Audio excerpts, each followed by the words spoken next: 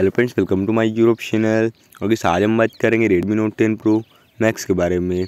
और इस आज को हमारा टॉपिक है how to use and enable develop option features. Friends, मुझे बहुत सारी कमेंट्स आए थी इस वीक के यार हमारे फ़ोन में आप किस प्रकार से डेवलप ऑप्शन फीचर्स को इनेबल एंड यूज़ कर पाए, तो इस टॉपिक के बारे में कुछ बताइए।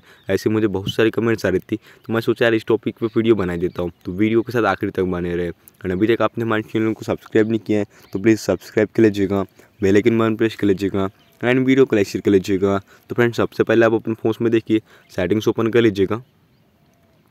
एंड यहाँ पे गाइस अगर आपके फ़ोन में डेवलप ऑप्शन फीचर्स इनेबल नहीं है, यहाँ पे आप अबाउट फ़ोन्स पे आइएगा। एंड यहाँ पे हमारा डिवाइस नेम शो कर रहा है, देखिए कैसे Redmi Note 10 Pro Max। And नीचे आप क्या करिएगा कि मे बी वर्जन पे 6 से 7 बार टैप कर दीजिएगा, तो आपके फ़ोन में देखिए डेवलप ऑप्शन फीचर्स इनेबल हो जाएगा।